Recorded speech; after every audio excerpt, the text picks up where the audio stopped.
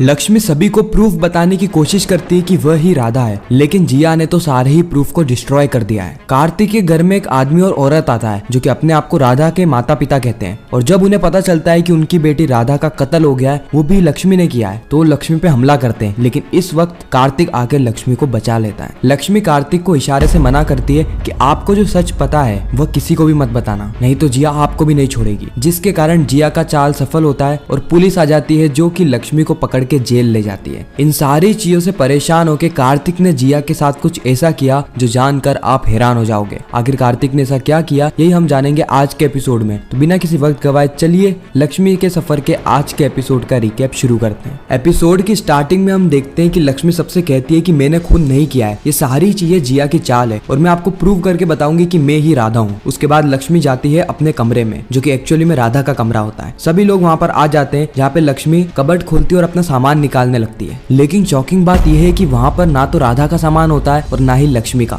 लक्ष्मी ये देख के अचंभित हो जाती है। वह मेकअप ढूंढती है लेकिन उसे कुछ भी चीज नहीं मिलती क्योंकि जिया ने पहले ही सारी चीजों को ठिकाने लगा दिया होता है। जिया को पता था कि लक्ष्मी अपने आप को राधा सिद्ध करने की कोशिश करेगी राधा के मर्डर के बाद, इसीलिए जिया ने बहुत ही चालाकी से बहुत ही सफाई से सारे प्रूफ को डिस्ट्रॉय कर दिया। लेकिन लक्ष्मी यहाँ पर भी हार नहीं मानती है। लक्ष्मी कहती है कि मुझे जिया का भी सच पता है, मैंने कल इसकी रिकॉर्डिंग करी थी जहाँ पर इसने नशे की हालत में इसके सारे ही गुनाहों को कबूल किया था। मेरा फोन कहाँ है, मेरा फोन कहाँ है। उसके बाद लक्ष्मी जाती है उस कमरे में जहाँ पर असलियत में राधा का मर्डर हुआ होता है। एक्चुअली में राधा का मर्डर नहीं होता है, वो बॉडी किसी और की रहती है जो कि जिया ने यहाँ पर ठिकाने लगाई होती है। जैसे ही लक्ष्मी उस कमरे में पहुंचती है वो अपने फोन में से वीडियो ढूंढने की कोशिश करती है, लेकिन शॉकिंग बात यहाँ पर भी यही है कि लक्ष्मी को वह वीडियो भी नहीं मिलता है। कि हुआ कुछ यूं था कि जैसे ही लक्ष्मी अपने आप को राधा प्रूव करने के लिए दूसरे कमरे में गई थी, उसी वक्त जिया लक्ष्मी के मोबाइल को उठाती है और उसमें से वीडियो को परमानेंट डिलीट मार देती है, जो वीडियो कभी भी रिकवर नहीं हो सकती। फिर लक्ष्मी को वह वीडियो मिलती ही नहीं है। जिया कहती है कि मुझे समझ में आ गया लक्ष्मी, तुम ये सारा ही नाटक कर रही हो ना, मैंने कभी इमेजिन भी नहीं किया था कि राधा जिसने कार्तिक से शादी कर ली उससे तुम इतनी ज्यादा जलन महसूस करती हो कि तुमने उसको ही मार दिया। लक्ष्मी बार बार सबको ये कहने की कोशिश करती है कि उसने किसी को भी नहीं मारा है, ये सारी ही जिया की साजिश है, जिया उसे फंसाना चाहती है। और कई हद तक घर वाले इस बात पे बिलीव भी करते हैं, लेकिन जिया की जबान इतनी चलती है कि कोई भी उसके सामने टिक नहीं पाता है। मानो जिया के पास हर सवालों के जवाब पहले से ही मौजूद हो। जिया को पता हो कि लक्ष्मी अपने आप को राधा प्रूव करने की कोशिश करेगी, इसलिए राधा की सारी चीज़ें आउट करवा दी और उसके बाद लक्ष्मी के फोन से भी वीडियो डिलीट करवा दी, जिससे कि लक्ष्मी के पास कुछ बचा ही नहीं। और लक्ष्मी यहाँ पर उसकी लाइफ के बहुत बड़े ट्रबल में पहुंच गई है। लक्ष्मी को आज तक जेल नहीं हुई, लेकिन आज उसको जिया के चक्कर में जेल होने वाली है। जस्ट अगले ही सीन में हम देखते हैं कि गायत्री जिया के पास आती है और जिया से कहती है कि जिया, हम ये बात जानते हैं कि लक्ष्मी कभी भी मर्डर नहीं कर सकती और ये सारी चीजें तुम्हारा किया गया है, तुम ऐसा करना क्यों चाहती हो। उसी वक्त जिया कहती है कि गायत्री आंटी, आप कितने ज्यादा भोली हैं, आप अभी तक नहीं समझी ये सारी चीजें मैंने ही करी है, लेकिन मुझे आपका बर्ताव अच्छा नहीं लगा। अगर आप ऐसे ही अपना मुंह चलाती रही तो आपको पता है ना राधा के साथ क्या हुआ, बिल्कुल वैसा ही मैं आपके साथ कर दूंगी। मुझे जो लोग पसंद नहीं आते ना, मैं उनको मार देती हूँ, इसीलिए आप इज्जत से रहिए। गायत्री को यहाँ पे पसीने छूटने लग जाते हैं। गायत्री जिया से रिक्वेस्ट करती है कि वो कुछ भी करे, लेकिन कार्तिक के साथ कुछ गलत नहीं होना चाहिए। जिया कहती है बिल्कुल आंटी, अगर कार्तिक मेरे साथ रहा तो वो सुरक्षित है, लेकिन जब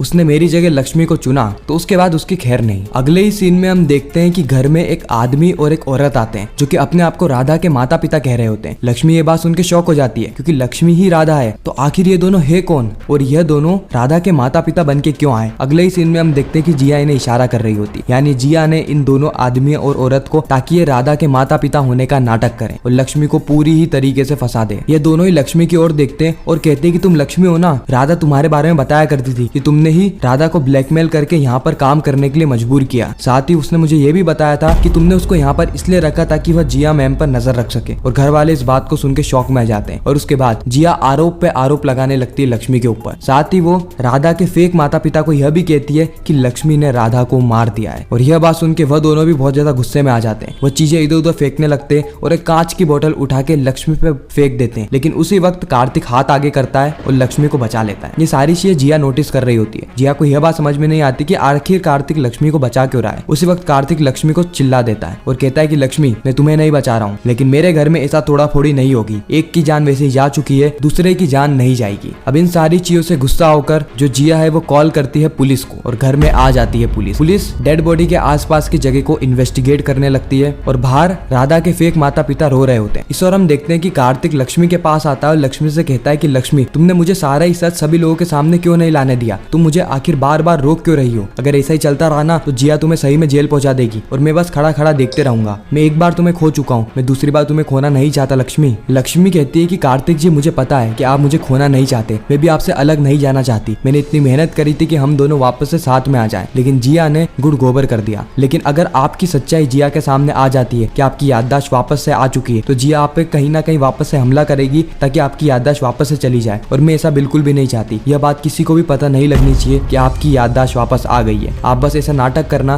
कि आपको कुछ पता ही नहीं है, और मुझे पता है कि आप मेरे साथ हो, आप मुझे जेल से निकालने के लिए मेहनत जरूर करोगे। कार्तिक कहता है कि लक्ष्मी, मुझे पता है कि तुम बहुत ज्यादा टेंशन में हो और आगे का सफर तुम्हारे लिए बहुत कठिन होने वाला है, लेकिन यह बात याद रखना कि कार्तिक हमेशा तुम्हारे साथ है। तुम्हारा पति हमेशा तुम्हारे लिए खड़ा हुआ है, चाहे कितनी बड़ी मुसीबत क्यों ना आ जाए, मैं तुम्हें जेल से जरूर निकालूंगा। जिया पुलिस ऑफिसर को कहती है कि सर हमने हमारी आंखों से देखा है कि लक्ष्मी ने राधा का मर्डर किया है, साथ ही उसका चेहरा भी पूरी तरीके से जला दिया, और अब अपने आप को राधा कह रही है। अगर यह राधा है तो यह कौन है? ये खड़े राधा के माता पिता, इनसे पूछ लो कि क्या लक्ष्मी ही राधा है? राधा के माता पिता रोने लग जाते हैं और कहते हैं कि हमें इंसाफ चाहिए, इस लड़की को जेल में डाल दो साहब, इस लड़की को जेल में डाल दो। उसी वक्त कार्तिक के पापा कहते हैं कि नहीं नहीं, लक्ष्मी किसी का मर्डर कर ही नहीं सकती, और हम सब भी वहाँ पर थे, हमने हमारी आंखों से देखा है कि लक्ष्मी ने मारा नहीं था, बल्कि लक्ष्मी वहाँ पर मौजूद थी। उसी वक्त जिया बात को घुमाते हुए कहती है कि अंकल आप ये क्या कह रहे हैं? इनका चेहरा देखिए, इन्होंने अपनी बेटियां खोई है और जिसने उनकी बेटी का कत्ल किया आप उसको डिफेंड कर रहे हैं, ऐसा मत कीजिए। कार्तिक को यहाँ पे बहुत ज्यादा गुस्सा आता है, लेकिन लक्ष्मी के कारण वह चुप ही रहता है। घर के बाकी लोग भी लक्ष्मी का सपोर्ट करते हैं और कहते हैं कि नहीं नहीं, लक्ष्मी ऐसा कर ही नहीं सकती, लक्ष्मी ऐसा कर ही नहीं सकती। लेकिन एट द एंड कोई भी प्रूफ नहीं होता है लक्ष्मी को डिफेंड करने का, इसलिए पुलिस ऑफिसर एक लेडी कांस्टेबल को बुलाते हैं ताकि वह लक्ष्मी को अरेस्ट कर सके, और फिर वो लक्ष्मी को लेकर